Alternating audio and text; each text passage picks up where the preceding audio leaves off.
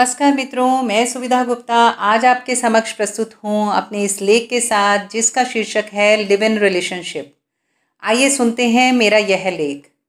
Live in relationship या live in संबंध क्या है? कोई वयस्क पुरुष और स्त्री यदि बिना विवाह के बंधन में बंधे पति पत्नी की तरह थोड़े समय के लिए या लंबे समय तक एक साथ रहते हैं तो उसे लिव इन संबंध कहा जाता है। पश्चिमी देशों में ऐसे संबंध बहुत आम बात है, लेकिन आजकल भारतवर्ष में भी कई शहरों में इस तरह के जोड़े देखने में आते हैं, किंतु समाज में उनका दर्जा स्पष्ट नहीं है।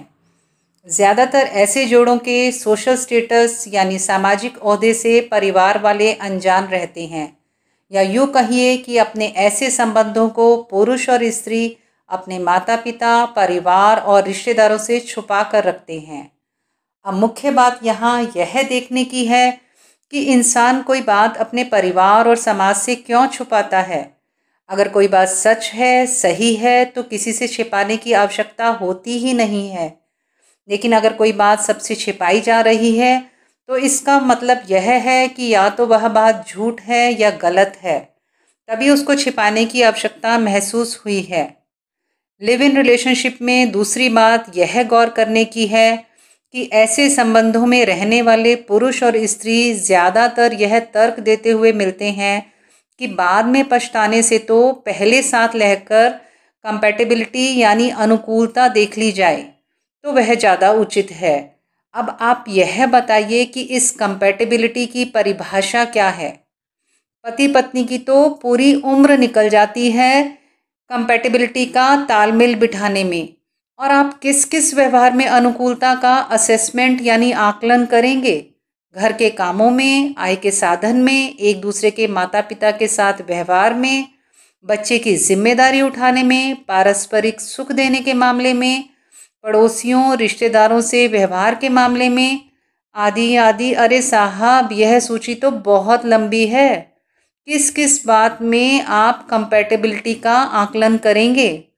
अच्छा, मान लीजिए 10 में से 5 पैमानों पर आपने अपने साथी को ठीक पाया और 5 पर गलत, तो फिर आप क्या फैसला लेंगे?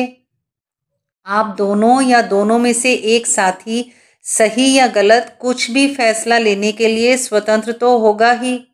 दोनों का फैसला अगर एक ही पक्ष में होगा तो सही, लेकिन अगर दोनों का फैसला अलग अलग पक्ष में हुआ तो दूसरा साथी क्या करेगा? आपने कभी इस विषय में सोचा है? और एक दूसरे को समझने की अवधि क्या होगी और उसकी सीमा निर्धारित कौन करेगा? और अगर निर्धारित अवधि में यह फैसला हुआ कि दोनों अनुकूल नहीं हैं, तो क्या आप फिर किसी और के साथ कंपैटिबिलिटी बिठाने की कोशिश करेंगे? लिव इन रिलेशनशिप के नाम पर आप समाज में जो गंदगी फैला रहे हैं, इसका तो ऐसे कोई अंत होगा ही नहीं। इस तरह के संबंधों में रहकर आप स्वयं से छल कर रहे हैं, ना कि किसी और से। यह तो एक जटिल व्यवस्था है जिसका प्रभाव हमारे समाज और आने वाली पीढ़ियों पर अत्यंत हानिकारक पड़ेगा। लिव इन रिलेशनशिप के साथ जो कानूनी मसले जुड़े हैं वह अलग हैं। जैसे अगर दोनों पक्ष में ना बनी तो लड़की लड़के पर बलात्कार का आरोप लगा सकती है और लड़के को जेल तक हो सकती है। अगर इस संबंध से कोई बच्चा हुआ तो ज़्यादातर मामलों में लड़के जिम्मेदारी नहीं लेते और सारी जिम्मेदारी लड़की के ऊपर आ जाती है, चाहे वह पूरी तरह से इस जिम्मेदारी को उठाने में सक्षम है या नहीं। कई देशों में कानून की नज़र में ऐसे बच्चों को अवैध संतान कहा जाता है। मजबूत परिवार के अभाव में ऐसे बच्चों की मानसिकता ज़्यादातर कुंठित ही पाई जाती है। ऐसे पुरुष या स्त्री से कोई विवाह नहीं करना चाहता जो पहले किसी लिव इन संबंध में रह चुका हो। अगर यह संबंध सफल रहे और बाद में विवाह में परिवर्तित हो जाए तो सही, लेकिन ना चले तो जीवन भर यह कलंक के रूप में आपके साथ चलता है। लिव इन संबंध में अगर रिश्ता ना चला तो ज़्यादा नुकसान लड़की का होता है। तो मुझे बताइए, ऐसे आधे अधूरे रास्तों पर जाना ही क्यों है, जहाँ पर कुछ दूर चलकर दिशाहीन होने की तलवार हमेशा आपके ऊपर लटकी रहती है? चिंतन का विषय तो यह है कि जब भी लिव इन संबंधों की बात चलती है तो कानून भी हमेशा विवाह का दर्जा देने की बात करता है। तो फिर क्यों आजकल का युवा इस पेचीदा रहने की व्यवस्था को अपनाना चाहते हैं? हमारे ऋषि मुनियों ने वयस्क नर नारी के साथ रहने की सबसे उत्तम व्यवस्था विवाह के रूप में स्थापित की है और यही सर्वोत्तम व्यवस्था है। हाँ, सही है कि प्रेम विवाह हो या अरेंज मैरिज हो, दोनों में ही अनुरूपता के मुद्दे तो आते ही हैं। ज़्यादातर परिवारों में ज़्यादातर मुद्दे समय के साथ धीरे धीरे सुलझ जाते हैं या हम स्वयं को उनके अनुरूप ढाल लेते हैं। अगर आप अपना व्यवहार संयमित रखेंगे तो सब अपने आप सुव्यवस्थित होता चला जाएगा। पश्चिमी देशों के विपरीत भारत की पारिवारिक प्रणाली ही हमारे समाज की रीढ़ की हड्डी है।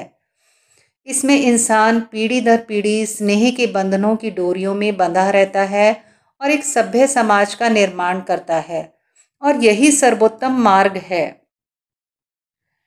इसी आस्था के साथ मैं अपनी लेखनी को यहीं विराम लगाती हूँ। अगले वीडियो में आपसे मुलाकात होगी। दोस्तों, अगर आप मेरा यह लेख पढ़ना चाहते हैं तो प्लीज़ मेरे ब्लॉग शुद्ध देसी थॉट्स ऑन वर्डप्रेस पर जाकर पढ़ सकते हैं। उसका लिंक मैं नीचे डिस्क्रिप्शन बॉक्स में शेयर कर रही हूँ।